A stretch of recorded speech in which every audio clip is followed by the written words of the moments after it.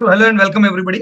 मैं Piyush Patel profit from it की ओर से आप सबका स्वागत करता हूं आज के शेयर होल्डिंग पैटर्न के इस सेशन में।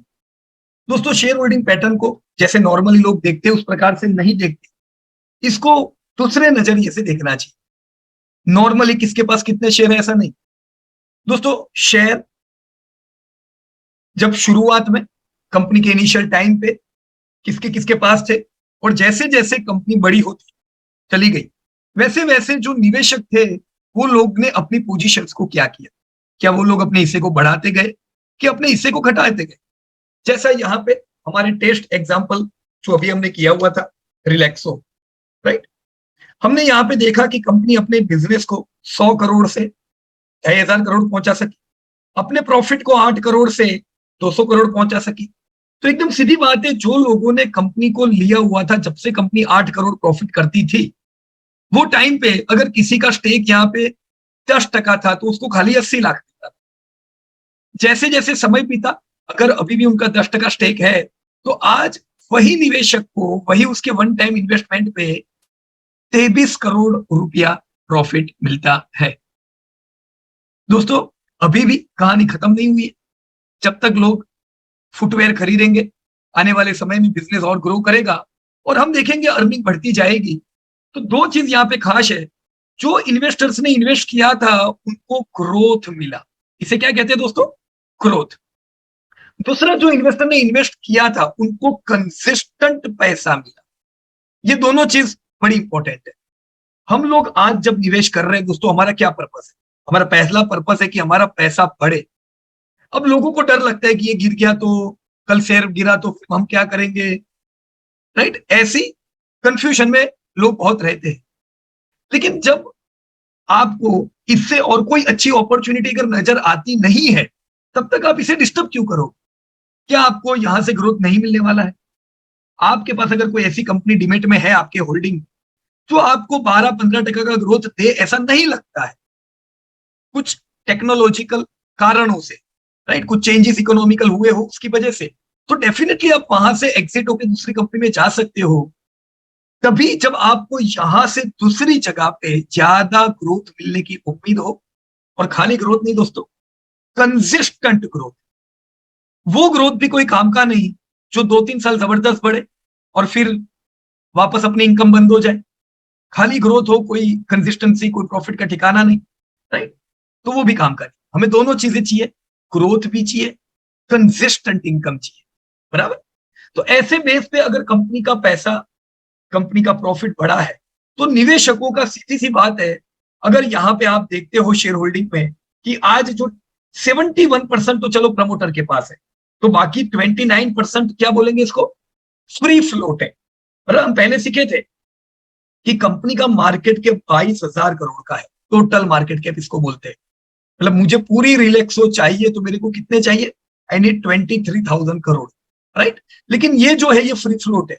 मालिकों के अलावा का जो बाहर माल है, जो बाहर शेयर है, वो सब चाहिए तो मुझे 6,500 करोड़ चाहिए, तो मैं मालिकों के अलावा का स्टेक खरीद सकता हूं। वही दोस्तों यहाँ पे रिफ्लेक्ट होता है, राइट। मालिकों के पास 71 है, पब्लिक के पास जो 29 है, तो ये 29 में कौन कौन है, ये जब आप देखते हो दोस्तों, कुछ चीजें आपको यहाँ पे जानने को मिलती है। पहली चीज, ये जगह से बहुत इंपॉर्टेंट एक मैसेज मिलता है कि कंपनी ने, प्रमोटर्स ने क्या अपने शेयर गिरवे रखे हुए हैं, प्लेज, राइट। यहाँ पे एक कॉलम ऐड हो जाता है जहां पे होता है कि अगर आपके शेयर प्लेज है तो यहाँ दिखेंगे। तो प्लेज अच्छी बात नहीं है दोस्तों, तो प्लेज है कि नहीं है वो भी इधर से पता चलता है। उनके अलावा अब हमें पता है कि खाली 30% माल बाहर है। वो 30% में से अगर आप देखो इसको गौर से, तो म्यूचुअल फंड के पास करीबन 60% माल है, राइट। अब म्यूचुअल फंड मतलब ये ऑल्टरनेट इन्वेस्टमेंट फंड भी म्यूचुअल फंड नहीं गिनने का, राइट। अभी तक आपको पता है म्यूचुअल फंड होते थे, मतलब कोई भी नॉर्मल रिटेल इन्वेस्टर को छोटे से छोटी इन्वेस्टमेंट से चालू करना है, 1,000-2,000 से भी, तो भी वो म्यूचुअल फंड में कर सकते हैं। जनरली ये देखते हैं कि जो बड़े निवेशक होते हैं, राइट, जो 50 लाख रुपीज इन्वेस्ट कर पाते हैं, वो लोग पीएमएस में जाते हैं। तो अभी तक ये दो प्रोडक्ट थी, म्यूचुअल फंड एंड पीएमएस। ये जो ऑल्टरनेट इन्वेस्टमेंट फंड है, ये तीसरी प्रोडक्ट ऐड हुई है, जो पीएमएस से भी बड़ी प्रोडक्ट है, राइट। जो लोग 2 करोड़ इन्वेस्ट करते हैं, तो फिर वो म्यूचुअल फंड या पीएमएस में भी क्यों जाए, वो डायरेक्टली एआईएफ में आते हैं। This is the new product, right. तो यही वो एएफ है। तो आप जब एआईएफ देखो तो उसे म्यूचुअल फंड में ही गिनने का, क्योंकि ओवरऑल तो सब चीज एक ही है, नाम खाली अलग है, बराबर है। तो ये डेटा के हिसाब से हम कह सकते हैं करीबन 7-8% माल म्यूचुअल फंड के पास है, 3% एफआईआई के पास है, 3%। तो 7-3-10 का तो हिसाब हो गया। बाकी रिटेल इन्वेस्टर के पास 60% माल है। दोस्तों सिर्फ 3 लोग हैं जिनके पास 2 लाख से ज्यादा शेयर, रिटेलरों में कह रहे हैं, इंडिविजुअल्स में, कॉर्पोरेट्स में, पीएमएस में वो हो सकते हैं, राइट, फाइनेंशियल इंस्टीट्यूशंस में, पर इंडिविजुअल, राइट। अब कॉर्पोरेट्स के पास कितना है, 11%। तो ये रिटेलर नहीं है। VLS finance, VLS securities, VLS finance करके जो कंपनी है, उनके पास भी अच्छा खासा स्टॉक पड़ा हुआ है। और ये आप जब इसका पुराना डेटा देखोगे तो आपको पता चलेगा कि ये कैरी फॉरवर्ड होता है, राइट। मतलब निवेशक ऐसा नहीं है, ये तो लोग इंट्राडे करते हैं, लोग आज लेते कल निकलते। ये जो बड़े निवेशक है आप देखोगे ये बरसों से होते हैं, इनको स्टॉक बेचने से ज्यादा कमाने में इंटरेस्ट होता है, क्योंकि इनको डर नहीं होता है कि कल मेरा क्या होगा। जब तक इन्वेस्टर को विश्वास है कि आज का ये 2000 करोड़ का टर्नओवर कल 10,000 करोड़ होने वाला है, आज का ये 250 करोड़ का प्रॉफिट कल 1000 करोड़ होने वाला है, तब तक ये सोने का अंडा देने वाली मुर्गी बेचे तो बेचे क्यों। ऐसे ही दोस्तों अलग अलग कंपनियों में बड़े निवेशक स्टेक बनाते रहते, राइट। मैंने आप लोगों को असाइनमेंट दिया था कि भाई आप लोग भी अलग अलग कंपनी में प्रयास करना, ताकि देख सको कि चलो अलग अलग इंडस्ट्री की जो कंपनियां हैं जिनके डेटा हमने देखे, ये सारी कंपनियां यहाँ पे हमने डाली हुई थी जिन पे हम लोग एक्सरसाइज करने वाले थे, तो इसमें कौन से निवेशक है वो देखना जरूरी है, राइट। यहाँ पे मैंने देखा आपके असाइनमेंट में, तो अमर लोखंडे जी ने बालकृष्ण पे काम किया हुआ, राइट। जब लास्ट वीक हमारी बालकृष्ण पे चर्चा हुई थी तो हम सब लोग इस बात से सहमत थे कि कंपनी का ग्रोथ बिल्कुल जबरदस्त, सेल्स बढ़िया, प्रॉफिट बढ़िया। तो ओवरऑल ये कंपनी ने, टायर की ही कंपनी है और एमआरएफ से ज्यादा कमा के दी, राइट। एक वेल्थ क्रिएटर है जिसने कभी भी लॉस अपने पास्ट में नहीं किया है, बढ़िया धंधा, बढ़िया प्रॉफिट, एवरीथिंग इज गुड। ये समय पे अभी का अगर हम समय देखें तो अभी आप लोग देख रहे होंगे कि टायर कंपनियां टूट रही है। आज का दिन छोड़ दो, राइट, आज टायर कंपनियों में आपने बाउंस देखा है, पर पिछले 1 साल से टायर कंपनियां करेक्शन में, गिरावट में, राइट। क्यों, वो जवाब भी देख सकते हो दोस्तों। डिमांड तो कोई कमी नहीं है, डिमांड एकदम बढ़िया है, राइट, पर इनके मार्जिन हर क्वार्टर डिक्रीज होते जा रहे हैं। क्यों दोस्तों, मार्जिन डिक्रीज होने का कारण क्या है? अभी जो रिसेंट हम लोग चैलेंज से गुजर रहे हैं वही प्रॉब्लम दोस्तों, इन्फ्लेशन, राइट।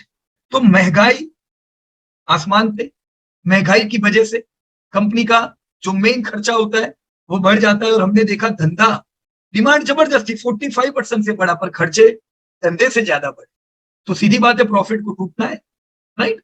और हमने ये प्रॉफिट को टूटते हुए कंसिस्टेंटली देखा है।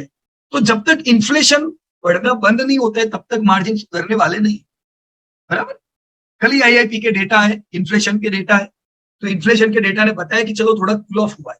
तो उम्मीद आती है दोस्तों ऐसे समय ऐसी कंपनियों पे ध्यान देने का जहां पे डिमांड में कमी नहीं है, धंधे बढ़िया ही है, इनको धंधे देखने ही नहीं है, बढ़िया बढ़ रहे हैं, पर हाँ प्रॉफिट नहीं बढ़ रहे। क्यों? क्योंकि इन्फ्लेशन है। तो ऐसी कंपनियों को ध्यान में रखो, क्योंकि इन्फ्लेशन जैसे कम होगा ये प्रॉफिट तो बढ़ जाएंगे, तो बढ़िया भाव मिलेगा, राइट। ऐसे फायदा दोस्तों हम लोग उठा सकते हैं।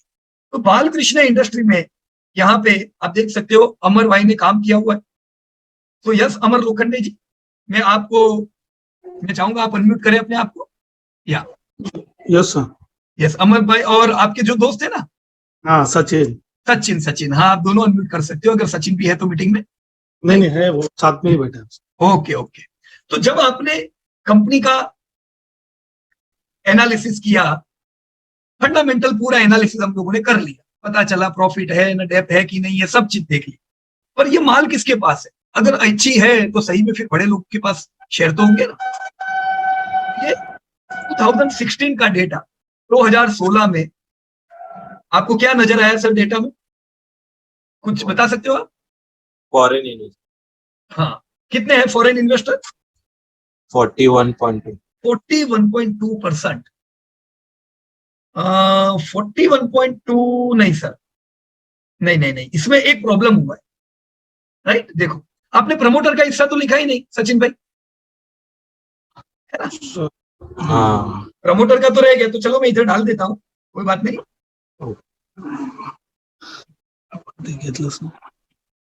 प्रमोटर मतलब मालिकों का हिस्सा कितना है, चलो देख लेते हैं अपने। Balkrishna industries,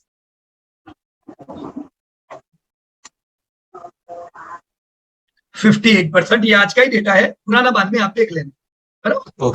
okay. तो अभी ये डेटा के हिसाब से मालिकों के पास 58% शेयर पड़े हुए, क्या ये गिरवी रखे हुए इन्होंने शेयर?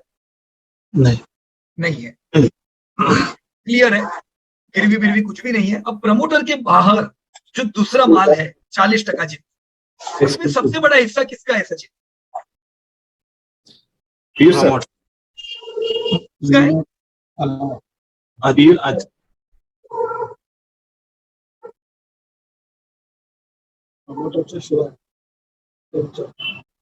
FII, हाँ सर, 18%, राइट। अभी किसी को कुछ क्वेरी थी, मुझे लगता है, क्वेरी हो तो प्लीज हैंड रेज कर दीजिएगा, है ना, जिसको। ओके, तो FII का हिस्सा 17%। अब ये बात कुछ हजम नहीं होती है, ये इंडिया की कंपनी, खाली 40% फ्री फ्लोट है, वो 40 में इंडियन लोगों से ज्यादा तो ये FII घुसे हुए। म्यूचुअल फंड, अपनी सब म्यूचुअल फंड मिलके 14% स्टेक, और दुनिया भर की FII जिनके पास होगी हजारों अपॉर्चुनिटीज अलग अलग कंट्री में, उनके पास एक लौता इंडिया नहीं है, वो तो कई कंट्री में डाल सकते हैं पैसा। तो भी उनको एक इंडिया की एक टायर की कंपनी में क्या दिखा, ये 17-18% अपना स्टेक जमा के बैठ गए। रिटेलर को तो इंटरेस्ट नहीं है, वो तो खाली 7% ही है। तो ज्यादा हिस्सा यहाँ पे 2016 में हमने देखा 18% जैसे FII और 14 म्यूचुअल फंड, तो ये दोनों इंस्टीट्यूशन पूरा माल लेके बैठे, राइट। और ये आपने 2016 से देखा, अगर आपको 2008 2005 पुराना जितना डेटा देखोगे, आपको कुछ ऐसा ही चित्र मिलेगा, राइट।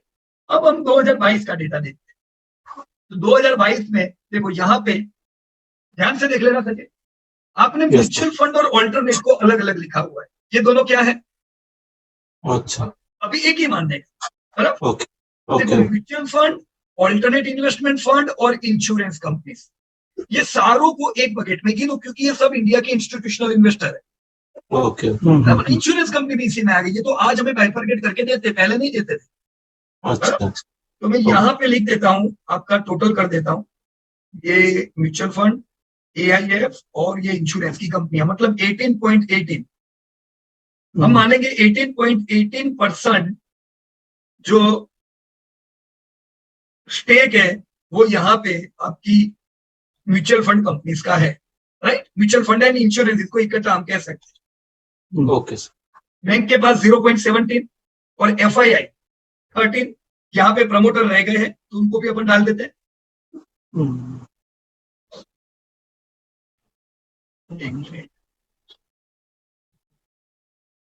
प्रमोटर सर, वो प्रमोटर का मुझे समझा नहीं, उसमें नहीं समझ में। अच्छा, कहाँ पे समझ नहीं आया? ये प्रमोटर में ये जो डेटा है वो सचिन, अच्छा, देखो, जब भी आप शेयर होल्डिंग पैटर्न पे जाओगे, तो कोई भी कंपनी में सबसे पहला हिस्सा, सबसे बड़ा हिस्सा किसका होगा? खुद मालिकों का, बराबर ना। ओके। तो जो पहला दिखता है प्रमोटर एंड प्रमोटर ग्रुप, ये हुआ इनका 58% स्टेक, बराबर। अब हमेशा क्या करने का, अंदर जाके देखने का भी, ताकि आपको ध्यान भी रहे कि अच्छा इनके प्रमोटर कौन है, बराबर ना। देखेंगे तो पता चलेगा ओके ये कोई पोद्दार ग्रुप ऑफ कंपनी है, मतलब पोद्दार का जो पूरा फैमिली है वो सभी के प्रमोटर में आते हैं, राइट। अब यहाँ से मैं बाहर निकल गया, फिर ये पब्लिक शेयर होल्डिंग और ये सारी चीजें देखो, तो एक कंपनी का खुद का स्टेक और दूसरा बाहर का स्टेक पता चल गया, राइट।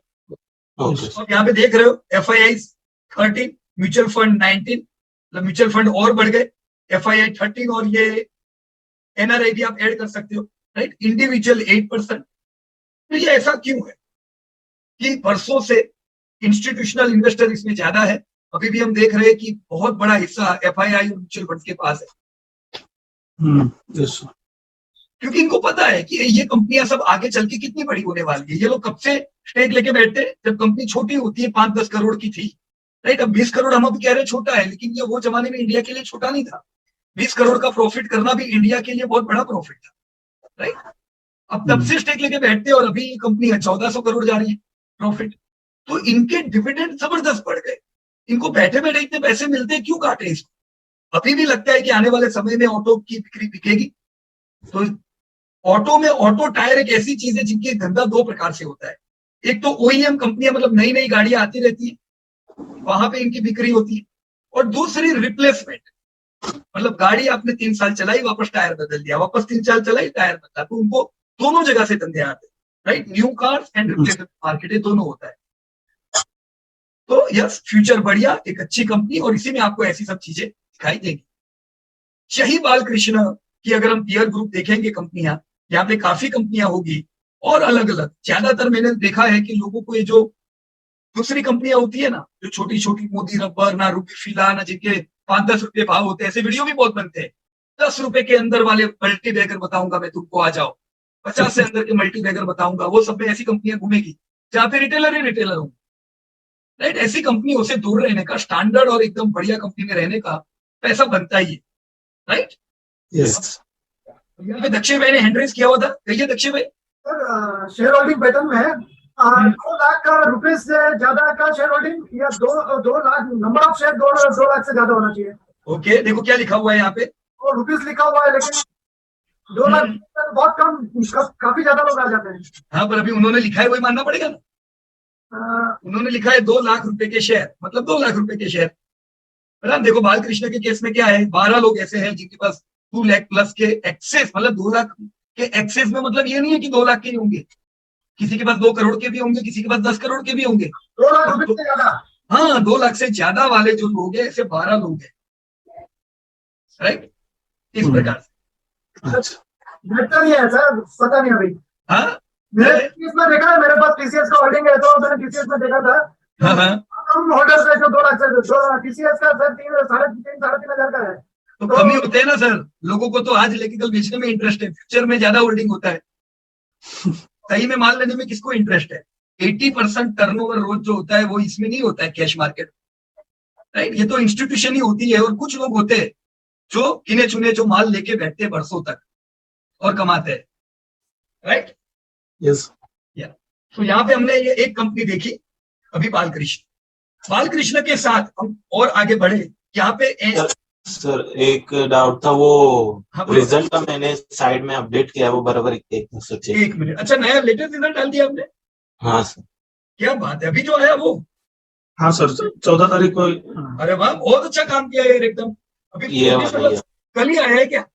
हाँ हाँ सर। अच्छा, चलो, मेरा भी देखने का बाकी है, तो अच्छा काम हो गया। ये किधर डाला है, ये जो डेटा है वही है। हाँ सर, ये साइड में यही वाला, बराबर। हाँ ये सर, राइट। तो यहाँ क्या करने का, यहाँ ये Q1 के बदले H1 लिख देने का, ताकि आपको ध्यान रहे। नहीं तो थोड़े समय बाद आप भी भूल जाओगे कि मैंने अपडेट किया कि नहीं, जब ज्यादा कंपनियां होगी, बराबर। नहीं सर, वो नहीं। अच्छा, तो कहाँ पे है और आगे।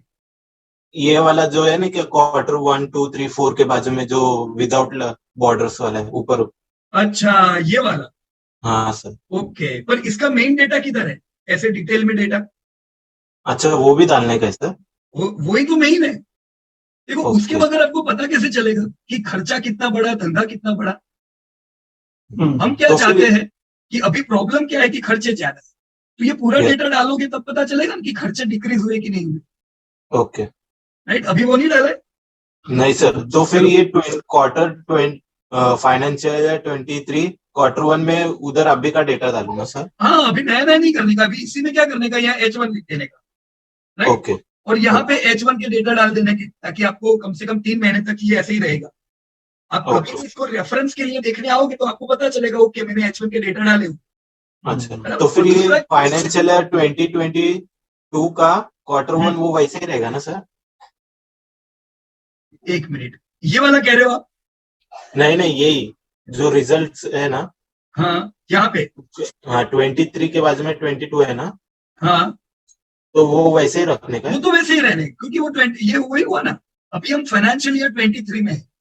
चेंज क्या होगा, खाली ये क्वार्टर 1 के बदले क्वार्टर 1 में क्वार्टर 2 भी ऐड हो जाएगा। ओके, क्वार्टर 1 और क्वार्टर 2 ऐड होके क्या बनता है, Q1 प्लस Q2। हाँ, तो इसीलिए ये फाइनेंशियल ईयर 23 का H1 और ये पिछले साल का H1, बराबर।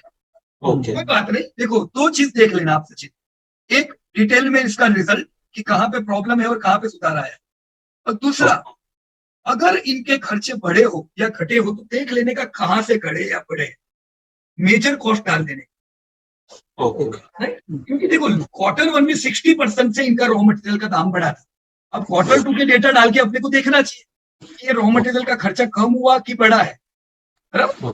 ये हमें गाइडेंस देगा, और अगर रॉ मटेरियल का खर्चा कम हुआ होगा तो ये अपने लिए बहुत ही बढ़िया मौका हुआ माल लेने, राइट। अभी मैं इतने डेटा से देख लेता हूं, देखो अभी फिलहाल आपने भले आधा डेटा डाला है, हाँ सर, तो ये वाला वहां पे डालू क्या H1 में? नहीं देखो अभी क्या करते हैं, इसको ऐसे सिलेक्ट कर लेते हैं, ये H1 हटा देने का, ओके हो गया। हाँ 9 मंथ फाइनेंशियल Q1, ओके, एक मिनट, नहीं इतना ही हटाते हैं अपने,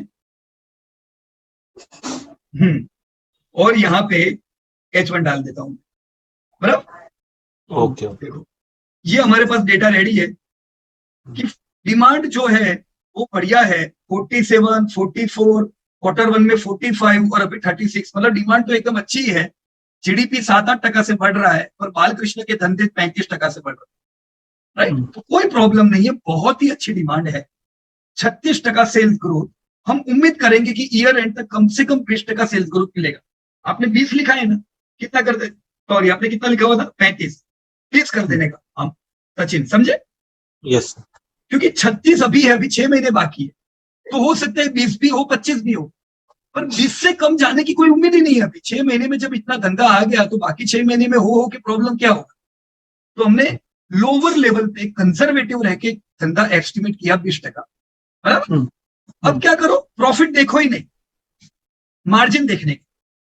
देखो मार्जिन 18 थे, 17 हुए, 12 हुए, तो इतना पता है कि मार्जिन कंटिन्यूसली डिक्रीज हो रहे हैं। इसकी वजह से हम नेगेटिव थे, पर इस बार मार्जिन ने क्या किया, अपर जंप, यस राइट। अगर ये हुआ है 12% के मार्जिन 13% हुए, तो वो क्यों हुए होंगे, खर्चे इनके डिक्रीज हुए होंगे। अगर ये खर्चे डिक्रीज हुए हैं तो ये आपके लिए बड़ी पॉजिटिव साइन, राइट। क्योंकि जहां आपने 11.7% का मार्जिन एस्टिमेट किया था, इसको क्या कर देने का अभी 13%, क्लियर है? यस सर क्योंकि कंटिन्यू ट्रेंड पूरी थी और अभी सुधरा है, तो हमारे एस्टिमेट भी क्या हो जाएंगे, सुधर जाएंगे, राइट। तो ये खाली बालकृष्ण में नहीं होगा, दूसरी भी जितनी भी टायर इंडस्ट्री है, क्योंकि सबका मटेरियल तो एक ही होता है। तो अब ज्यादातर टायर इंडस्ट्री में देखोगे कि ये Q2 से इनके मार्जिन इंप्रूवमेंट पे आए हो, बराबर है सर? यस सर अब इसके बेस पे आप कैसे एस्टिमेट करोगे? देखो प्रॉफिट तो हमने गिना ही नहीं है अभी, लास्ट टाइम आपने बोला था कि -5% रहेंगे, मतलब आपका एस्टिमेट कैसा था, नेगेटिव था, बराबर ना। हम सोच रहे थे कि इस बार प्रॉफिट नहीं बढ़ेंगे, पूरे हाल है अपने, और इसीलिए शेयर भी करेक्शन में है।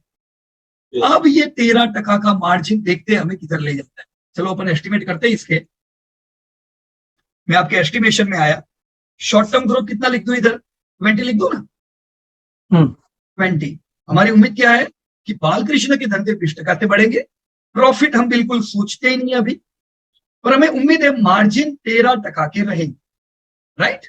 यस क्लियर यहां तक? यस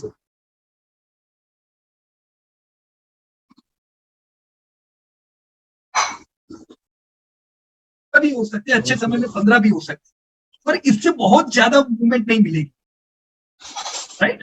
तो मेरा एस्टिमेट 13% का मार्जिन का है।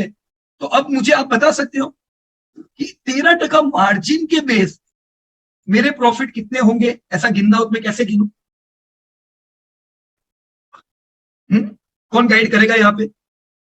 देखो मैं आप सबको प्रश्न बता देता हूं।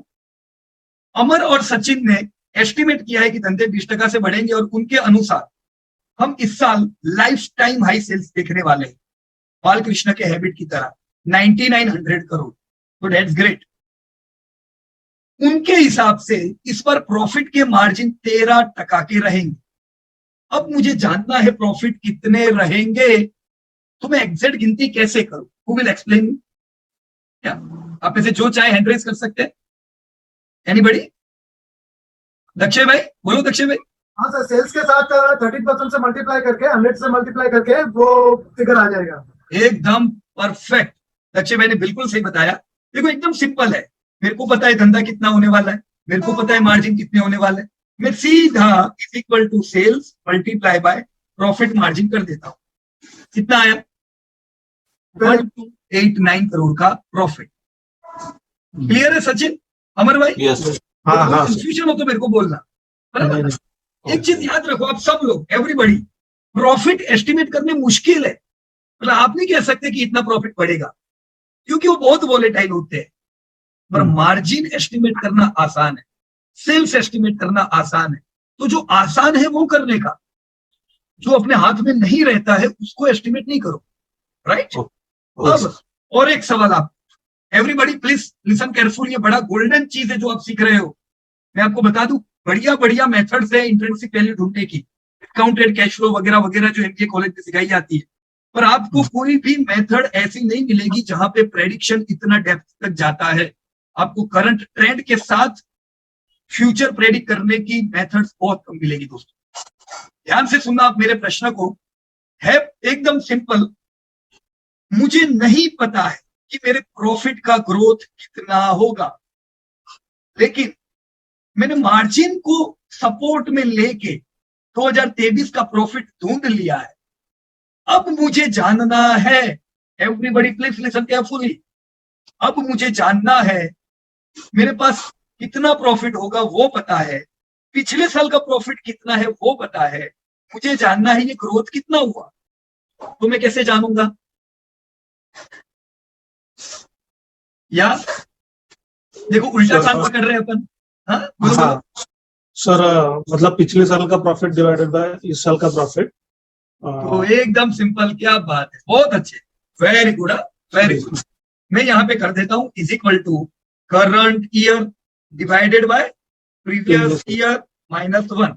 देखो कितना प्रॉफिट आया, -9%, बराबर? मतलब हमारे प्रॉफिट इस बार शेयर रिजल्ट के हिसाब से भी 9% से टूटने वाले हैं, राइट? तो मैं यहाँ लिख देता हूं आपके यहाँ पे एस्टिमेट वाले डेटा कि सेल्स 20% से बढ़ेगा, प्रॉफिट -8.5, 9% से गिरेंगे, और मार्जिन सुधर रहे हैं और सुधरे ऐसी उम्मीद करें। अब ये तो हमने ढूंढ लिया प्रॉफिट का ग्रोथ और सेल्स का ग्रोथ। अभी ईपीएस का ग्रोथ मुझे कितना कंसीडर करना पड़ेगा? यस प्लीज, कितना होगा ईपीएस ग्रोथ?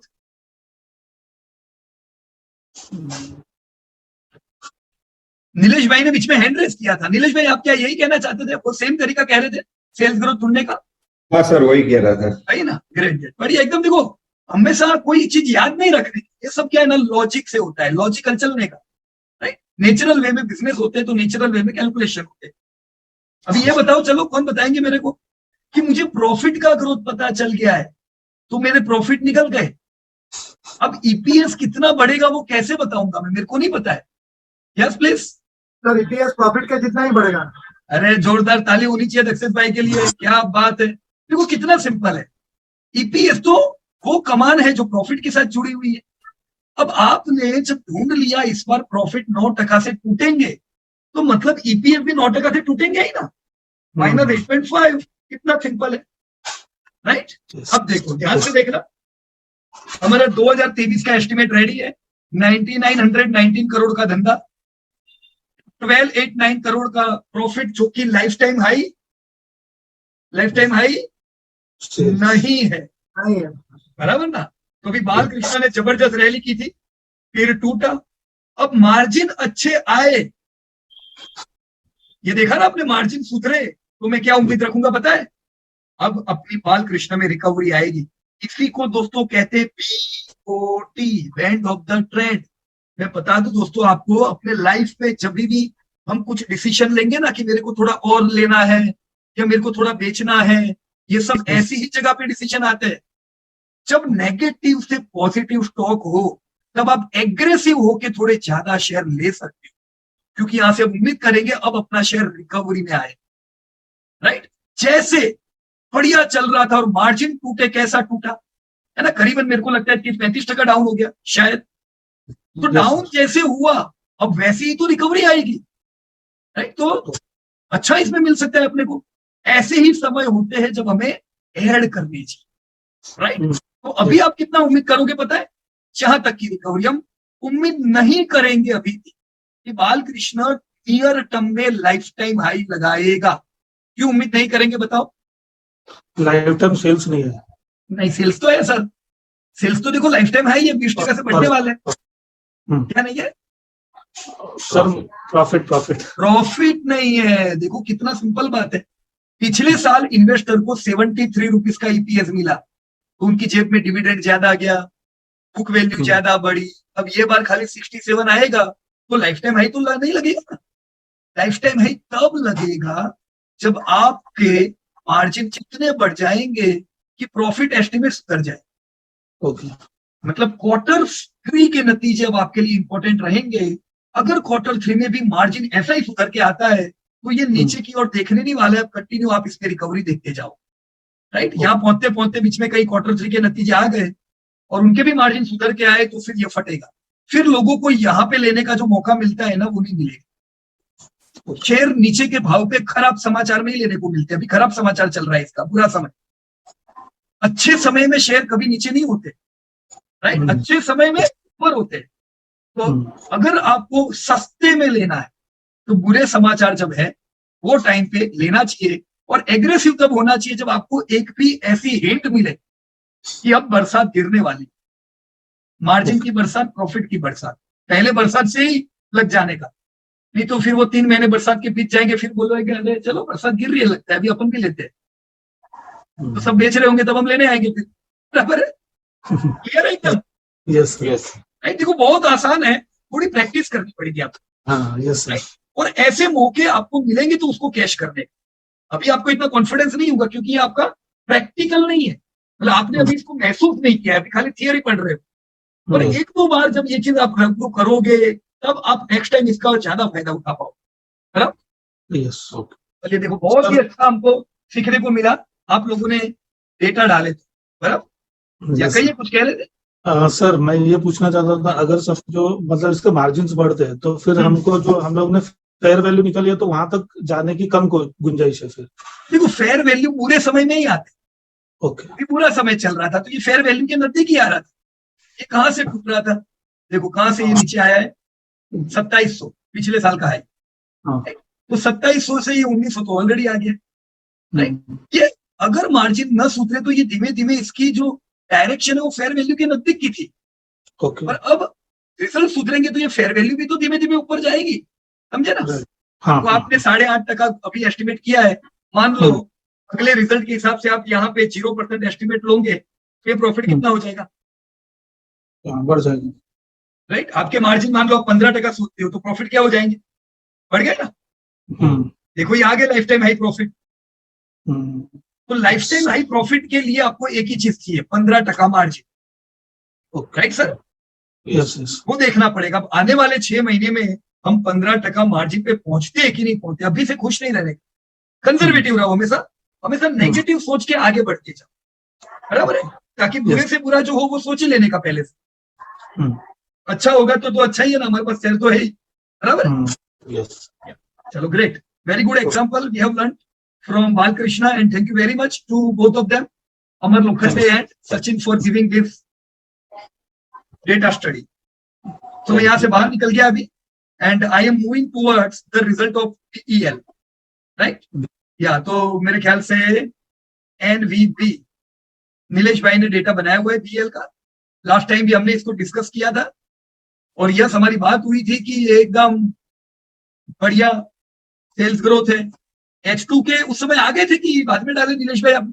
ना H1 के आ गए थे, डिस्कस हो सकते ना, राइट। तो ये सब हमारा डिस्कशन हो चुका है कि मार्जिन ऑलरेडी इंप्रूव हो रहे हैं, बराबर ना, राइट। तो ये सब अभी हमको बात नहीं करनी है, चलो एवरीथिंग इज क्लियर। हम सीधे सीधे शेयर होल्डिंग पैटर्न पे चले जाते। देखो बहुत अच्छा किया आपने, पुराना डेटा डाला हुआ है 2001 का। नीलेश भाई जब आपने ये 2001 का डेटा देखा और अभी आपके सामने 2022 है तो आपके सामने देखो प्रैक्टिकल एग्जाम्पल। नीलेश भाई आप शेयर बाजार में कितने समय से काम करते हो? 4 साल से। 4 साल। 18 Right. साल, तो हम ये कह सकते हैं कि हमें अनुभव कितना है बाजार का? 4 साल का। 4 साल, राइट। पर जब आप डेटा स्टडी 22 साल की लेते हो ना, तो समझ लो आपको अनुभव कितने साल का हो गया? 20 साल का। क्योंकि आपने भले इसको महसूस नहीं किया है लाइव, पर आपने डेटा तो देखा है। तो मतलब आपने एग्जैक्ट देख लिया कि क्या था। बहुत से लोग ऐसे जो 20 साल से काम कर रहे हैं पर अभी भी ये डेटा नहीं जानते, तो मतलब वो 20 साल कोई काम के नहीं, गवाए सब 20 साल।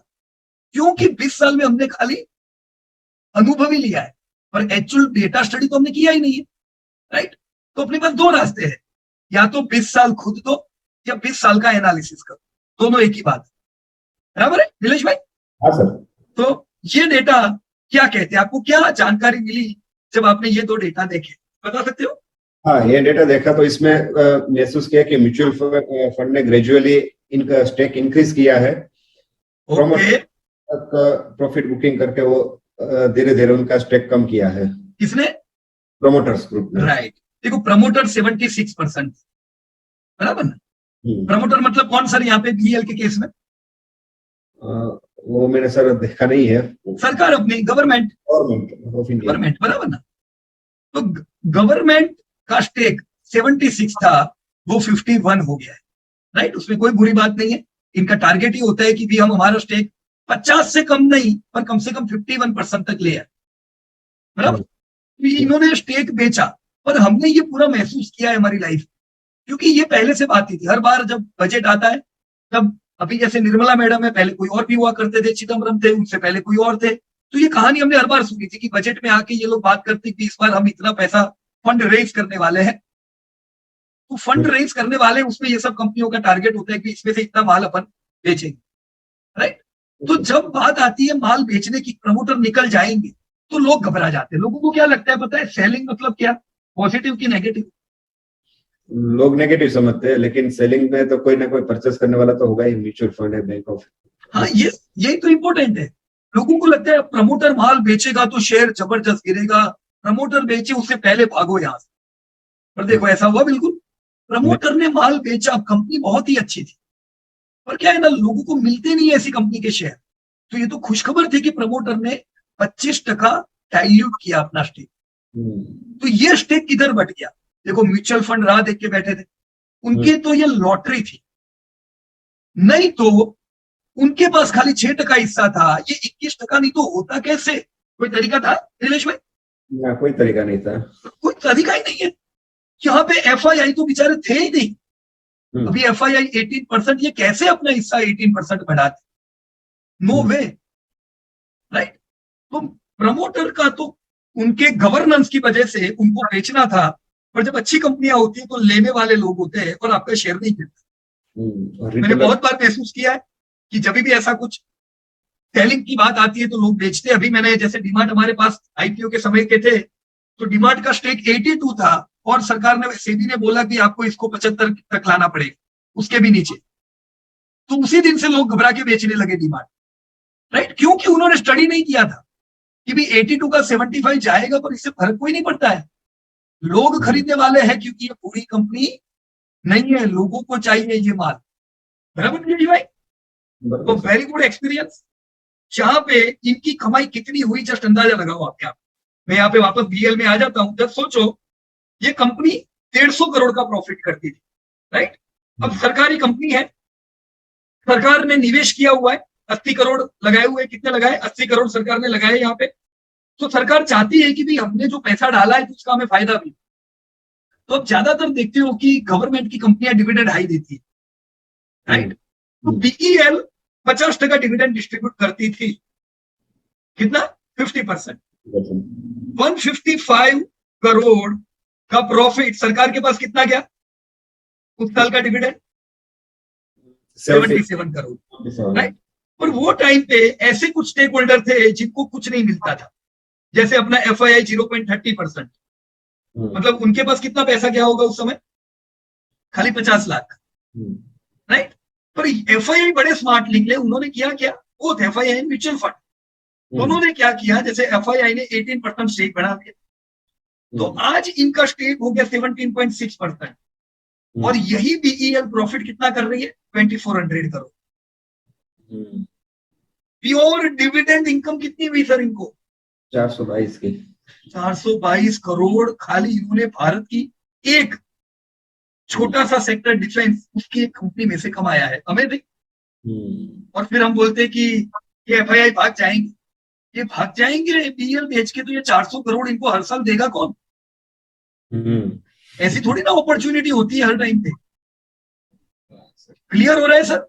हाँ सर, क्लियर क्लियर। और अब भी ये टेंशन लेने का ही नहीं कि एफआईआई भाग जाएगा, वो चले जाएंगे, कोई भागता नहीं है। इनको इंडिया में जो मिलेगा वो दूसरी जगह से मिलना बहुत ही मुश्किल है। बराबर है सर? और यही हमने देखा, म्यूचुअल फंड तगड़ा कमाए, एफआईआई तगड़ा कमाए, और ये तब तक रहेंगे जब तक इंडिया डिफेंस में निवेश करे। और कोई भी कंट्री को अगर आगे बढ़ना है तो अपनी एसेट्स की सुरक्षा करना अहम है। अगर हम सुरक्षा नहीं कर सके अपनी एसेट की तो बहुत बुरी बात है, राइट? तो एसेट की सुरक्षा करने के लिए डिफेंस स्पेंडिंग चाहिए ही चाहिए। Done sir? Right sir. कोई प्लेजिंग है इसमें? सरकार ने कोई शेयर गिरवी विरवी रखे हुए? नहीं रखे हैं। नहीं रखे। देखो बीईएल, जब हम लोग बीईएल लेते थे ना, अब बीईएल का ये तो आज आप भाव देख रहे हो कुछ 107 रुपया, हम लोग लेते थे तो इसका भाव 107 नहीं था, 2-3 हजार रुपया था। मेरे को परफेक्ट याद भी नहीं है पर काफी हाई भाव था। तो भी देखो 10 साल पहले भी ऐसे ही लोग थे, उस समय भी ऐसी कहानियां चलती थी, 20 रुपए के नीचे वाली कंपनियां खरीदते, चलो कौन सी है। तो ये कंपनियों में किसी को इंटरेस्ट नहीं था। उन्होंने कौन सी खरीदी थी मैं बताता हूँ आपको। ज्यादातर मैं जिधर भी जाऊं उधर लोग यही पूछते थे, अरे ये कैसे? तो ये सिक्का, फिर एक वो जमाने की कंपनी इधर दिखे तो जेंटेक, सिक्का, तन्ना, फिर एक पीपावाव करके थी, लगता है अभी नहीं दिख रही है। पीपावाव पोर्ट नहीं, पीपावाव डिफेंस थी जिसको रिलायंस ने बाद में ले लिया था। अभी शायद याद भी नहीं है मेरे को क्या नाम होगा उसका। रिलायंस नेवल एंड इंजीनियरिंग, हाँ यही थी राइट। देखो ये तो आज का डेटा देख रहे हो, ह्यूज डेप्थ है, धंधा बिल्कुल होता नहीं है, राइट। अब जब हम लोग रिसर्च करते थे तब भी ये ऐसी डेप्थ थी, जबरदस्त डेप्थ, तब धंधा था कम से कम, राइट। धंधे करते थे पर डेप्थ बिल्कुल है एकदम डेप्थ बर्डन वाली। क्यों लेने की पता नहीं, उस समय भी नुकसान करती थी। पहले पीपावा के पास नुकसान करती थी, फिर रिलायंस ने खरीदा वहां नुकसान करती थी। अब यहाँ पे मैं आपको इनका शेयर होल्डिंग पैटर्न बताता हूं। प्रमोटर के पास कितना माल बचा है? कुछ नहीं है। ये अभी कुछ नहीं है, उस समय उनके पास अच्छा माल था, पर ये सारा माल जो था वो इधर गिरवी था, प्लेज रखा हुआ था। तो जब प्लेज था माल तो ये लोग इंटरेस्ट टाइम पे नहीं दे पाएंगे, तो जहां पे भी गिरवी होगा वो लोग क्या करेंगे? बेच देंगे। वो बेच देंगे। अरे यार तुम इंटरेस्ट तो देते नहीं हो, तो वो अचानक से बड़ा माल बेचते रहते हो और अपना शेयर नीचे आता ही रहता है, राइट। यहाँ पे आप देखो ये माल किसके पास? रिटेलर के पास होगा शायद। एफआईआई 4 गिनके एफआईआई है 0.14%, राइट। और अभी अक्षय भाई कहते थे विश्वास नहीं होता पीयूष भाई कि इतने लोगों के पास टीसीएस है। बराबर है, उनके पास इतने लोगों के पास टीसीएस है 2 लाख से ज्यादा, क्योंकि सब लोग ये लेके बैठे। इधर देखो अक्षय भाई, हाँ सर, एक्चुअली पब्लिक के पास क्या है? 2 लाख मतलब 60 तो काफी लोगों के पास हो सकते हैं टीसीएस के। पर देखो ना, नहीं थे ना। अब वही इसके लिए मेरा कंफ्यूज है। मैंने प्रताप सर का भी पूछा था कि सर ये 2 नंबर ऑफ 2 लाख शेयर और 2 लाख रुपए के शेयर, तो उन्होंने बोला यहाँ क्लियर लिखा हुआ है। पर आप देखो लोगों के पास क्या है, 2-2 लाख के शेयर वाले 3300 लोग हैं, कंपनियां नहीं, रिटेल इतने लोग हैं। तो मतलब माल पूरा पब्लिक के पास पड़ा हुआ है, क्योंकि उनको अच्छे में इंटरेस्ट नहीं है। अरे ये गिर के 10 रुपया आ गया, अभी 15 तो जाएगा ही ना। वो क्या अच्छी कंपनी लेने की, हम तो ऐसी कंपनी खरीदते हैं जो बुरी है और फुकरे। कभी शक्ति कपूर हीरो के रोल में आया है क्या? कैसे हो सकता है यार, राइट। ये आप उम्मीद करते हो, अभी उम्मीद पे थोड़ी ना दुनिया चलती है कि ये बिगड़ा हुआ ये सुधर जाएगा, राइट। तो ये खाली पिक्चरों में होता है, ये हकीकत की बात नहीं है। ऐसी बेकार उम्मीदें रखने की नहीं, राइट। यही उम्मीदों में लोग एवरेज करते गए, हमारे सामने ही, आंखों के सामने की बात बता रहा हूं। उस समय भी उनको बीएल में इंटरेस्ट नहीं था, आज भी नहीं है, क्योंकि वो इसको कभी नहीं बेचने वाले हैं। हम लॉस नहीं करेंगे, हम लॉस करने के लिए थोड़ी ना शेयर बाजार में आए भाई। बिजनेस है बिजनेस, बिजनेस में अगर डिसीजन गलत हो गया हो तो उसको सुधारना चाहिए। क्योंकि अगर हम पड़े रहते हैं और नहीं देखते हैं कि ये हमारा 20 साल खा गया, अभी और 20 साल खा जाए, तो क्या करेंगे बोलो? क्या पैसा इंपॉर्टेंट है? टाइम बिल्कुल इंपॉर्टेंट नहीं है हमारे लिए। जितना समय इंपॉर्टेंट है उतना तो पैसा भी नहीं है। मत बिगाड़ो बेकार चीजों के पीछे टाइम। हम लोग तो देखो पूरे इंडिया में घूमते रहते हैं और वो बड़ा दुख होता है, रिटेलर नहीं, बड़े बड़े जो निवेशक है वो लोग भी ऐसा ही करते हैं कि सोचते हैं अरे कोई ऐसी कंपनी बताओ ना जो पूरी फंसी हुई है और कल सुधर जाएगी। कोई डेप्थ बर्डन कंपनी बताओ जिसकी डेप्थ धीमे धीमे कम हो जाएगी। अरे क्यों तुमको वो चाहिए वो डेप्थ वाली कंपनी? मैंने देखा है इतने समय में कि डेप्थ बर्डन कंपनियों पे डेप्थ घटती भी है ना, अचानक 2 साल में वापस बढ़ा देंगी। उनको पचता नहीं है कि भाई मैं डेप्थ फ्री होके चिंता रहूं दुनिया में। उनको यही अच्छा लगता है कि हमेशा बर्डन रहना चाहिए सर, क्योंकि कंपनी मेरी थोड़ी ना है। ये मालिकों को क्या इंटरेस्ट होगा? सब पब्लिक के पास तो माल है, क्यों डेप्थ फ्री बनाने की कंपनी? राइट। तो ये सब लाइव एग्जांपल करोगे तो ये बड़े हमें इन्वेस्टमेंट स्ट्रेटेजी के लेसन लेंगे। क्लियर है नीलेश भाई? क्लियर है। और सर इसमें ये भी देखा कि रिटेलर यहाँ इसमें से भी निकल गए, 13% थे वो भी 5% हो गए, रिटेलर 5% ही है सिर्फ। वो इसमें से इसलिए निकलते हैं क्योंकि उन्होंने लिए 100 रुपए पे, 100 का 120 आ गया। अब उनको डर लगता है वापस 100 आ गया तो ये 120 पे निकल जाते हैं। 125 तक आया या 200 पे तो मैक्सिमम इनकी लॉटरी लग जाती है। मतलब इससे ज्यादा तो लोगों के हाथ में खुजली आने लगती है, कोई रखता ही नहीं है। राइट। तो ये पेशेंस से होता है, बिल्कुल शांति रखने की। देखो यही बीएल, ये वही बीएल है जो हमारे लेने के बाद उसने रैली भी की और वो आधा हो गया। हमने इधर लिए, हमारे सामने डबल हुआ और हमारे सामने वो कीमत तो छोड़ो, लिए हुए भाव से आधा हो। पर आज क्या फर्क पड़ा? नहीं। ये पूरे इसने 10 सालों में हर साल मेरे को डिविडेंड दिया और अभी इसका वैल्यूएशन ऑलमोस्ट 10x से ज्यादा हो गया। तो इसीलिए अभी हम क्या हो गया, ऊपर सीमेंट हो गया है पूरा स्ट्रॉन्ग कि भी ये गिरावट आए तो टेंशन लेने का ही नहीं। गिरावट आती है तो अच्छा है, अपन और माल इकट्ठा करेंगे, है ना? बरोबर सर। चलो तो मैं उम्मीद रखूंगा कि बीएल का ये जो आपने डेटा डाला ये भी लोगों को काम लग जाएगा। राइट। एंड ओके, मैंने बीच में देखा हैंड रेस था किसी का, पर आपने हैंड रेस डाउन कर दिया लगता है। सुनीता मैडम है ना? या क्वेरी क्लियर होगी लगता है सुनीता मैडम। हाँ जी सर, वो पब्लिक वाली थी तो आपने बता दिया कि लोगों के पास पेशेंस नहीं होता, 15% कमाते हैं और बाहर निकल जाते हैं। वही मेरा क्वेश्चन था कि पब्लिक इसमें इतनी कम क्यों हो रही है? बराबर। वो तो पब्लिक तो हमेशा कमी होनी है और अगर शेयर गिरता जाएगा तो पब्लिक ज्यादा होगी क्योंकि वो एवरेजिंग करते जाएंगे। ओके, तो यही पेशेंस हम सबको भी रखना है क्योंकि हमारे भी आने वाले जो इन्वेस्टमेंट की लाइफ है उसमें हम रैली भी देखेंगे और फॉल भी देखेंगे। और जब जब फॉल आया तब तब अगर हम घबराएंगे तो फिर वो इन्वेस्टमेंट नहीं बनेगा। जब भी फॉल आए, डर लगे, ये डेटा खोल के बैठ जाओ जो भी कंपनी का, कुछ हो, ये ब्रिटानिया गिर रहा है भाई तू, कोई बात नहीं, कितनी बार प्रॉफिट गिरे हैं? क्या ऐसा होगा कि मैंने खरीदे और ये 1600 करोड़ से ज्यादा जिंदगी में प्रॉफिट ही नहीं कर पाएगा? क्या इंडिया में बिस्किट खाने बिल्कुल बंद हो जाएंगे? इनफैक्ट अभी तो इंडियन बिस्किट खाते नहीं है। अभी तो यहां से Indians, average Indian 3x biscuit खाने वाले, 3 गुना। बिस्किट पेनेट्रेटेड भी कम है और क्वांटिटी भी कम खाते हैं। प्रीमियम बिस्किट बिकेंगे। ये 1600 करोड़ कुछ भी नहीं है, 10,000 करोड़ देखेंगे हम अभी तो इसको। अभी तो इंडिया चला किधर है? राइट। पर फिर अगर वही भाव के चक्कर में रहे, पोर्टफोलियो देखते रहे गिरावट के समय पे, तो टेंशन फिर कोई नहीं बचा सकता है। Alright everyone. तो बालकृष्ण, बीईएल और मेरे ख्याल से इसके साथ शायद जेएसडब्ल्यू का भी काम किया हुआ है नीलेश भाई ने। Let me check. अरे वाह, ग्रेट। चलो 2001 का डेटा पहले देखते हैं, है ना नीलेश भाई? रेडी हो? हाँ सर। या क्या मिला जेएसडब्ल्यू स्टील में आपको? जेएसडब्ल्यू स्टील में भी वैसा ही है। 65% थे। राइट। उनसे वो गिर के जो स्टेक डिक्रीज करके कम हो गया सर, वो एग्जैक्ट। राइट, ये आ गया। राइट, 65 का 45 हो गया प्रमोटर का स्टेक, बराबर ना? ओके, राइट, कोई बात नहीं। फिर और आगे प्रमोटर ने 10% बेचा तो वो माल कौन ले गया? वो माल लिया एफआईआई ने। एफआईआई में मैंने एनआरआई का इंक्लूड कर दिया, इसलिए एफआईआई और एनआरआई दोनों ने। तो ये 5% थे और 25% हुए। अब ये एफआईआई को नीलेश भी क्या पड़ी है? दुनिया भर में कितनी स्टील की कंपनी है? इंडिया में एक कोने में एक कंपनी है जो डोमेस्टिकली सबसे बड़ी है वैसे स्टील में, पर इंडिया की एक स्टील की कंपनी में आके हम इतना पैसा डालें कि वो कंपनी का 26% हिस्सा हम ही खरीदते। ऐसा क्यों करते हैं ये लोग? राइट। म्यूचुअल फंड की होल्डिंग कम हुई है। और अभी नहीं, पर ये इंश्योरेंस और जो है ना, हाँ ये सर, म्यूचुअल फंड ही है सर, ये इधर आएगा। ओके सर, तो ऑलमोस्ट सेम ही है।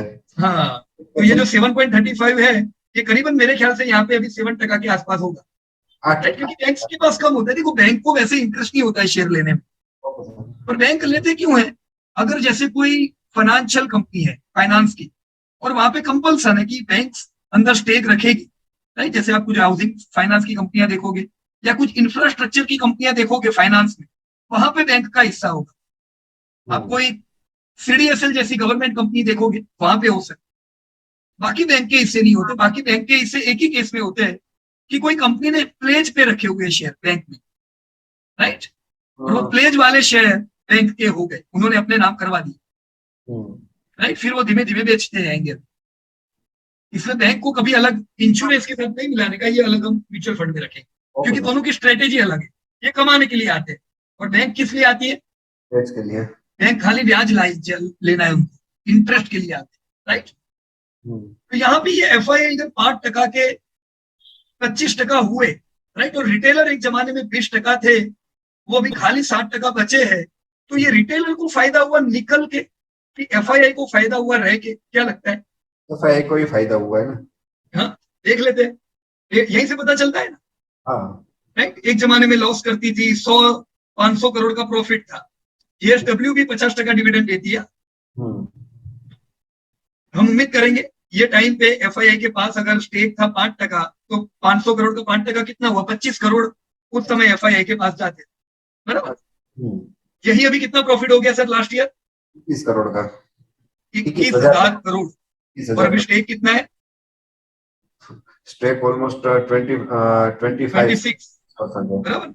एनआरआई को देखते हैं क्या होता है। ये कितना कमाते हैं, और फिर भी हमको डर लगता है कि हमने टैक्स बढ़ाया तो ये चले जाएंगे। अरे टैक्स बढ़ाने का ही ना, क्यों नहीं बढ़ाने का? 5400 करोड़। अपनी कंट्री को तो पैसा मिलना चाहिए ना, खाली सेवा के लिए थोड़ी ना है अपनी कंट्री, राइट? अगर कुछ भी बढ़ता है तो अपनी कंट्री, और वो उनके लेने से शेयर बाजार नहीं चलता है, वो नहीं लेंगे तो भी तो शेयर बाजार चलेगा, क्योंकि यील्ड इतनी बढ़िया होगी तो क्यों नहीं चल सकता है, राइट? यहाँ पे 5400 करोड़ आज ये खाली एक स्टील की कंपनी से कमा रहे हैं, सोचो। अब जब तक स्टील बिकेगा, वैसे इंडिया में स्टील का धंधा तो जबरदस्त होना एकदम, क्योंकि इंफ्रा बिल्कुल नहीं है। और अभी इंफ्रा में आने वाले दशक में आप ऐसे ऐसे बिल्डिंग देखोगे जो हमने कभी सोचे नहीं, राइट ना? वो सबसे बड़ा बिल्डिंग मेरे ख्याल से यूएस में बनाया था, 100 साल से ज्यादा हो गए। उसके बाद दूसरे कई कंट्रीज में बनाया, दुबई ने सबसे बड़ा बिल्डिंग बना दिया, खलीफा। हमने कौन सा वो सबसे ऊंचा वाला बिल्डिंग बनाया है? तो जो 100 साल से कहानी चालू हुई है, अभी तक इंडिया में आई नहीं।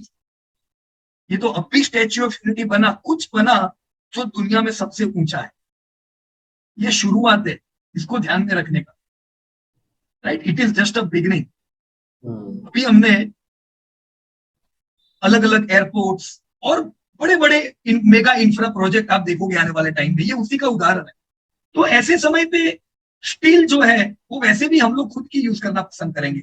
इंडिया में हम ज्यादातर इंपोर्टेड स्टील, भले वो हमारी कंपनी काफी है, हम लोग अपनी कंपनी का स्टील इस्तेमाल करते हैं, राइट? तो अपनी इंडियन कंपनी बट नहीं है। यहाँ पे दो चॉइस है, जेएसडब्ल्यू और दूसरी कौन सी है बड़ी? टाटा स्टील। अब उसमें दोनों कंपनी के लिए लोहे के चने चबाने जैसा है, क्योंकि बहुत डेप्थ होती है इनके ऊपर। इन्होंने भी देखो लॉस किया था बीच में, तो ये लॉसेस भी करती है, इसमें स्टेक वैसा ही रखने का, राइट? सब समझ के निवेश करने का, ताकि कोई टेंशन ना रहे। बराबर है सर? क्लियर एकदम? Clear sir. सर इसमें कॉर्पोरेट बॉडीज ने स्टेक बढ़ाया, तो कॉर्पोरेट बॉडीज में कौन आ सकता है? देखो, कई कॉर्पोरेट कंपनीज होती है, जैसे एक इनके केस में, जेएसडब्ल्यू के केस में, एक जापान की भी कॉर्पोरेट बॉडीज थी जिन्होंने इसमें इन्वेस्ट किया था, राइट? अब उन्होंने इन्वेस्ट किया था, उन्होंने ये टर्म रखा था कि हमको 7% गारंटेड मिलना चाहिए, तो मतलब एक प्रकार के लोन जैसा, राइट? और वो इसको कन्वर्ट भी कर सकते थे, तो उन्होंने बाद में उसको कुछ हद तक कन्वर्ट भी किया, और आज उनके पास अभी शेयर भी है, राइट? तो बहुत सी बार कंपनियां ऐसे भी आती है, right? Non convertible debenture, convertible debenture, ऐसा भी होता है। तो कॉर्पोरेट बॉडीज भी होती है कुछ इन्वेस्ट करने वाले। एक आपने जेएसडब्ल्यू स्टील तो देख ली, यहाँ पे एक और बहुत ही अच्छी कंपनी है यही सेक्टर में। देखो, एक जमाने में ये इस्पात थी जो बंद हो गई, बराबर ना? फिर अपने मतलब वो लायबिलिटीज को पूरा नहीं कर पाई। आईबीसी में जेएसडब्ल्यू ने इसको खरीद लिया, ऐसी ही उषा मार्टिन थी, उसको मेरे ख्याल से टाटा स्टील ने खरीद लिया। तो ये सब चीजें पॉजिटिव होती जा रही, राइट। अब यहाँ पे आपने 25% टेक देखा, एक मिनट मेरे को थोड़ा, अच्छा अभी खुल रहा है। मैं यहाँ पे इनके पीयर ग्रुप पे गया और यहाँ पे यह लाइन लगी हुई है बहुत सी, ये देखिए सन ब्लैक आयरन, श्याम स्टील, दुनिया में इसी की बात होगी, मुकुंद, लॉयड्स, वो लोगों को इसी में इंटरेस्ट है ज्यादातर। आप देखोगे तो यही सब कंपनियां बाजार में चलती हुई, राइट। ये विजा स्टील हमको जब समझ में नहीं आता था तब हमने इतनी बार इसके शेयर लिए थे क्योंकि अलग अलग जगह से टीप आती थी। फिर धीमे धीमे हमको पता चलता था कि भाई कुछ प्रॉब्लम था तो कंपनी हर बार बोलती थी हमारा बॉयलर बिगड़ा हुआ है, अगली बार सुधर जाएगा। ऐसे ही हमने 2 साल बिता दी, क्या क्यों टाइम पास करने का, राइट। तो ये जो कंपनी है आपकी श्याम मेटल, इसीलिए जब आईपीओ भी आते हैं, देखो आईपीओ खुलेंगे अच्छे मतलब अच्छे कंपनी, ऐसा जरूरी नहीं है, राइट। बहुत छोटी छोटी कंपनियां होती है तो बढ़िया खुलेगी, हमको देखना है उसके बाद क्या। ये Shyam metal and energy, right, इनका टर्नओवर करते हैं ये लोग 5-6 हजार करोड़ का टर्नओवर है, राइट। और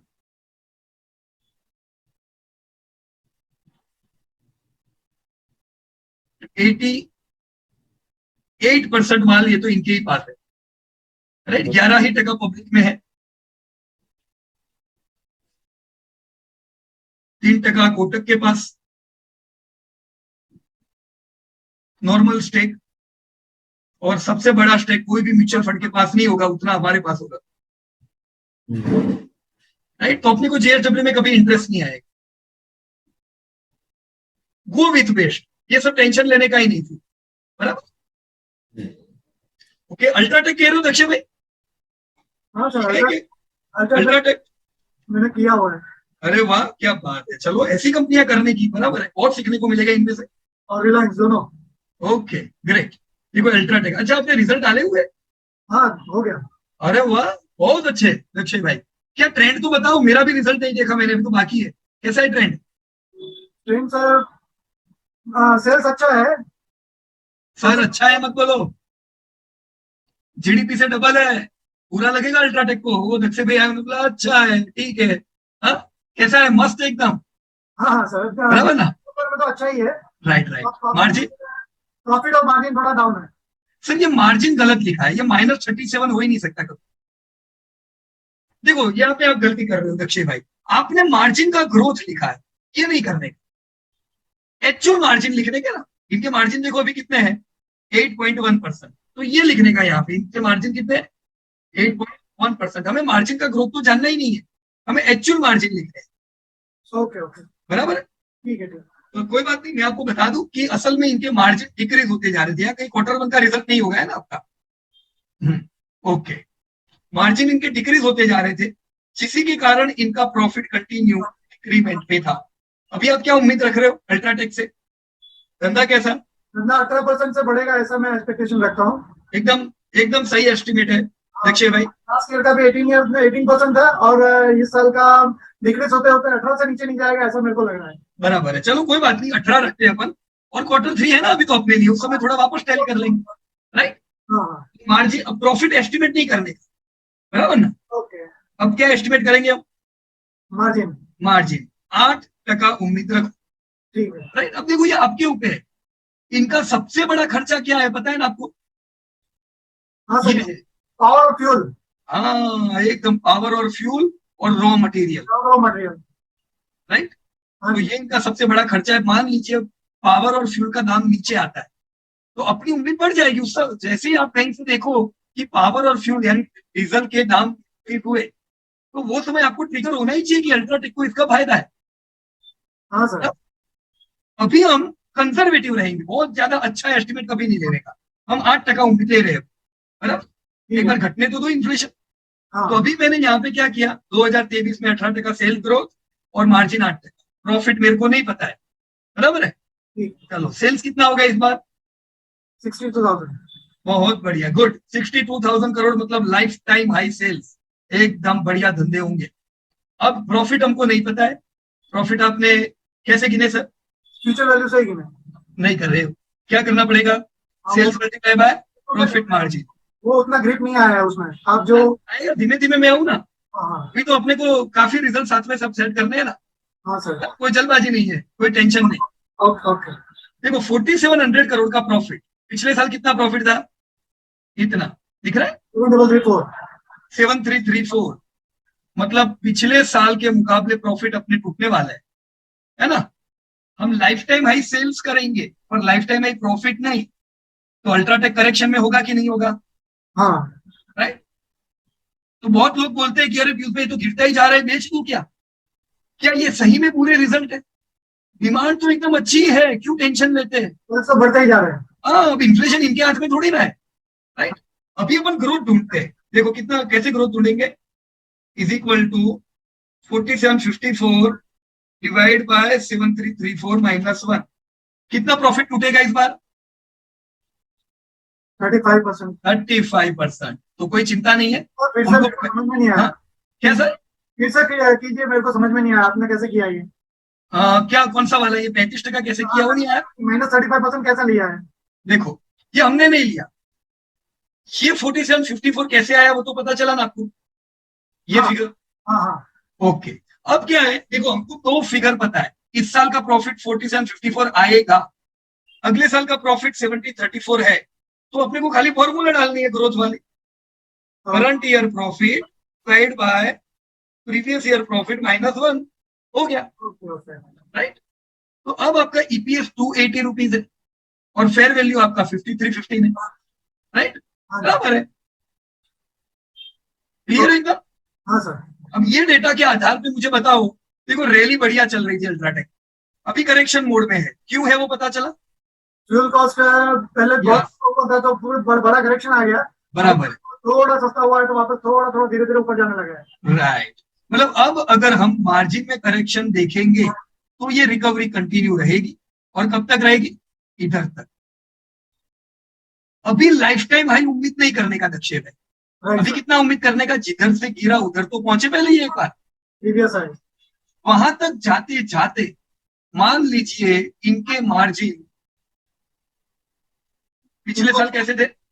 15%। तो क्या होगा? ये क्या हुआ यहाँ पे? प्रॉफिट बढ़ जाएगा फिर। लाइफ टाइम हाई प्रॉफिट, हाँ लाइफ टाइम हाई प्रॉफिट बढ़ तो ये जाएगा। तो इधर से फटेगा ना, हाँ डेफिनेटली। तो हम इधर लेंगे कि इधर ही ले लेने का? नीचे ही लेना चाहिए। तो फिर राइट, क्यों चिंता करते हैं बाजार क्यों गिर रहा है? गिरना ही चाहिए, गिरेगा नहीं तो फिर अपने को माल नहीं मिलेगा, राइट सर। राइट। तो ये हमने अल्ट्राटेक का करंट ट्रेंड देखा, और चलो दक्षे भाई ने बढ़िया काम किया तो उन लोगों को जानकारी मिली। अब इसका अपन शेयर होल्डिंग पैटर्न भी देख लेते हैं। सर वो नहीं किया है। ओहो, मेरे को लगा वो किया हुआ है आपने, अच्छा चलो कोई बात नहीं, इधर से ही देख लेते हैं। अल्ट्राटेक, अभी हम पुराना डेटा नहीं देख पाएंगे, राइट, क्योंकि उसमें थोड़ा ज्यादा टाइम लगेगा। मैं यहाँ पे डायरेक्टली इसको ओपन कर रहा हूं, this is share holding pattern. मालिकों के पास कितना माल है? 60%, बराबर है, 60% माल मालिकों के पास है, और मालिक कौन है इनके अल्ट्राटेक के? ग्रासिम। ग्रासिम, बिल्कुल सही बात है आपकी। ये मैं गया यहाँ पे, और यहीं से अपने को पता चल जाएगा कि किसके पास शेयर है। ये सब जो प्रमोटर है इनके पास थोड़ा थोड़ा माल है, पर सबसे बड़ा स्टेक ग्रासिम के पास 58%, राइट। थोड़ा बहुत हिंडाल्को के पास है, ये सब वही है ना इनकी बिरला ग्रुप की कंपनी। हाँ अब इधर से निकल गया, मुझे पता है 40% माल बाहर घूम रहा है, फ्री फ्लोट। तो ये 40% में अभी हमारे पास अपॉर्चुनिटी है कि हम कुछ खरीद पाए। ये अपॉर्चुनिटी आज से नहीं है, जब से कंपनी लिस्टेड हुई तब से है। तो देखते हैं, सबको पता है अल्ट्राटेक इंडिया की नंबर 1 कंपनी, पर ऐसी कंपनी में लेने में माल किसको इंटरेस्ट है? कौन है ये? Mutual fund. Mutual fund. 12 और ये 4.5, 12, 4, 16, मतलब 17 किसके पास पड़ा हुआ है अल्ट्राटेक का पैसा?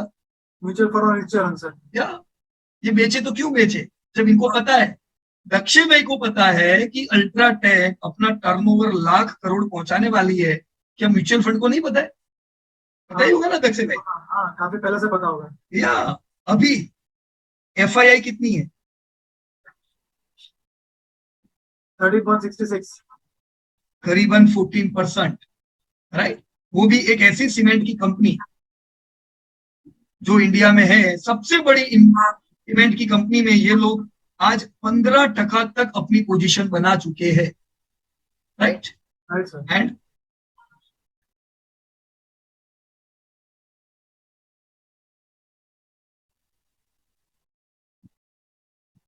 अपना स्टेक कितना है? 5.89। 5.89। अभी क्योंकि हम सीमेंट की वो एक कोने में कोई कंपनी होगी, रीजनल कंपनी, जिसने 20 साल में 15 साल लॉस किया होगा, ये सब लोग वो कंपनी में इधर भर भर के हो। यहाँ पे उसमें देखोगे तो मालिक से ज्यादा लोगों को इंटरेस्ट होगा। बोलो, मालिक के पास 10% स्टेक होगा ऐसी कंपनी में, पर पब्लिक 70% आ जाती है। एक कंपनी थी जो इतनी बार लोग पूछते थे, अरे ये 30 पैसा भाव है, खाली 30 भाई क्या ले जाएगा, मैंने तो लाखों ले लिए, 30 पैसा क्या ले जाएगा। फिर जब मैं 2-3 साल बाद मिला उनको, वो 30 पैसे का 0.03 पैसा हो। कितना? मतलब उनको लगता है कि 30 का 60 तो ये यूं ही हो जाएगा, अल्ट्राटेक क्यों लो, ये तो 2000 भाव है, 4000 पता नहीं होगा कि नहीं, राइट। वो खाली 30 पैसे वाले को 10 पैसा 15 पैसा उम्मीद कर रहे थे, अभी उसका भी 10 गुना कम हो गया। अभी तो पता नहीं लिस्टेड है कि नहीं कंपनी, आपकी को तो याद भी नहीं है ये सब। सर आपसे जुड़ने से पहले हम भी पहले ऐसे ही थे। हाँ, अरे हम भी तो ऐसे थे। और जब डेटा देखते हैं ना तो आंखें खुलती है दक्षिण भाई। नहीं सर, देखो, एक बार समझने के बाद गलती करे वो अच्छी बात नहीं, बराबर। हाँ सर। सर तो दिस वाज अल्ट्राटेक, और चलो हमने अल्ट्राटेक की कुछ डिटेल ली यहाँ पे। और मैं चाहूंगा दोस्तों इसी प्रकार से जो अलग अलग आपकी कंपनियां हैं, इनका थोड़ा डेटा प्रॉपरली बनाए। आपके पास हर सेक्टर का ग्रोथ होना चाहिए, मुंह पे होना चाहिए कि कितना ग्रोथ करेगा। मुझे पता है सीमेंट में अपने को 15% ग्रोथ मिल रहा है, तो जब भी कोई नया एयरपोर्ट ओपनिंग होगा खुश हो जाएंगे, अपना सीमेंट यूज हुआ है। ये सुप्रीम इंडस्ट्री जो पाइप वाली कंपनी है, ये अपने को पता है 12-15% ग्रोथ देगी, क्योंकि इसका सेक्टर बढ़ेगा। ऐसे जब भी कोई कंपनी का नाम लो, ग्रोथ पता चल जाना चाहिए, क्योंकि हम पैसे क्वालिटी से नहीं कमाएंगे, चाहे कितनी डेट फ्री कंपनी हो, हम कमाने वाले नहीं है अगर ये ग्रोथ नहीं हुआ वो सेक्टर में। तो हमको चाहिए ग्रोथ, राइट। वो सेक्टर की सबसे अच्छी कंपनी पता रहनी चाहिए हमें कि इतनी सारी कंपनियां, 50-50 कंपनी है, मैं कहां पैसा डाल, वो कंपनी का फेयर वैल्यूएशन डाल दो, ताकि आपको करंट ट्रेंड पता चले। जब वो शेयर 10-10% गिरेगा रोज, तब लोग घबरा के भागेंगे। तब आपको पता रहना चाहिए कि इसका प्रॉब्लम क्या है, क्या ये अपने वैल्यूएशन की ओर जा रहा है, क्या एक नियर टर्म प्रॉब्लम है जो कल सॉल्व हो जाएगा, तो डेफिनेटली हम लोग ले सकते हैं, राइट। और अपने साथ दूसरे कौन इन्वेस्टर जुड़े हुए हैं, क्या वो एक लेवल के इन्वेस्टर है सब, तो अच्छी बात। नहीं तो ऐसा क्यों मेरी कंपनी में किसी को इंटरेस्ट ही नहीं है, खाली रिटेलरों को इंटरेस्ट है, वो भी अच्छी बात नहीं ना, राइट। तो ऐसे ही रिसर्च करें और पूरा अपना डेटा बना ले। दोस्तों भी समय आ गया है हम सब कि हम टेक्निकल एस्पेक्ट भी अपनी कंपनियों के देखें। अभी तक हमने फंडामेंटल्स देखे, अब चार्ट पे यही सब हम ट्रैक करें, बराबर। और चार्ट ट्रैक करेंगे मतलब हम लोग कल से इंट्राडे खेलने नहीं वाले। बहुत से लोगों को ऐसा है कि चार्ट तो वो ट्रेडिंग वाले लोग देखते हैं, ऐसा बिल्कुल नहीं है। चार्ट हमारे लिए बना है, और लॉन्ग टर्म वेल्थ क्रिएट करने वाले लोग चार्ट का जबरदस्त फायदा उठा सकते हैं। तो पिछले कुछ समय से, कुछ हफ्ते, हम सब लोगों ने मिलकर जैसे डेप्थ में फंडामेंटल देखे, इतने डेप्थ में मुझे नहीं लगता है कि कोई किताब पढ़ के हम सीख सकते हैं। ये प्रैक्टिकल आप गए तब आप सीखे, वैसे ही टेक्निकल अब जब जाएंगे, शुरुआत धीमी करेंगे, जैसे हमने फंडामेंटल में की थी, एकदम शांति से, ताकि आप लोग थोड़े हैबिचुअल हो जाओ, और फिर हम अंदर छलांग बहुत डेप्थ में लगाएंगे। तो पहले से रेडी रहना फर्स्ट एपिसोड से टेक्निकल्स के, क्योंकि 1.5 महीना हम लोग टेक्निकल पढ़ेंगे, और ये टेक्निकल को हम फंडामेंटल से जोड़ेंगे।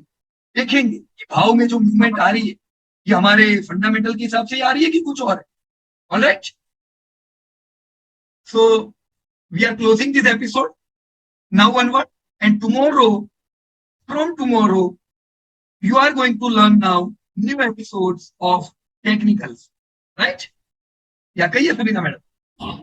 सर मुझे ये पता करना था, अगर मान लीजिएगा किसी को बालकृष्णा में या अल्ट्रा सीमेंट में इन्वेस्ट करना है, हाँ, तो is this a right time to invest, या बस यही कंफ्यूजन होती है और करेक्शन आएगा या ले, ये थोड़ा सा कंफ्यूजन है। बराबर है, कोई बात नहीं मैडम। देखो, अभी बाजार करेक्शन में है।